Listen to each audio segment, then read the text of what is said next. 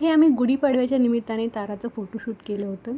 हे सगळं डेकोरेशन हे सगळं करण्यामागे वहिनींचा खूप मोठा हात होता. त्यांनीच पुढे होऊन सगळ्या गोष्टी केल्या होत्या. कारण मला खूप दमायला होत होतं त्यावेळेस.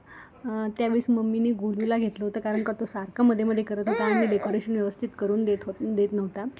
तारा राणी मस्त अशी झोपली होती. तिला आम्ही छान नटवलं होतं. मनगट्या, पायातलं सगळं घालून छान असं तयार केलं होतं. हा एथनिक असा वेअरचा ड्रेस मी मिशोवरून अगदी 150-200 रुपयाला ऑर्डर केला होता, जो तिला परफेक्ट बसला होता 1 मंथ बेबीसाठीचा.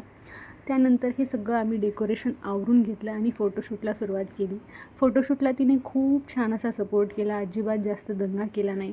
तिच्या त्या ठराविक 10 ते 15 मिनटाच्या काळामध्ये आम्ही सगळं शूट आवरून घेतलं. तिचं शूट झाल्यानंतर थोडा वेळ आम्ही गोलूचं पण शूट केलं. त्यालाही छानपैकी वहिनींनी नटवून तयार केलं होतं. त्यानंतर त्याचेही थोडे व्हिडिओज आणि फोटोज आम्ही क्लिक केले. हे कसं वाटलं मला कमेंट बॉक्समध्ये नक्की सांगा. व्हिडिओ आवडला तर लाईक करा, शेअर करा आणि चॅनलला सबस्क्राईब करा. थँक्यू.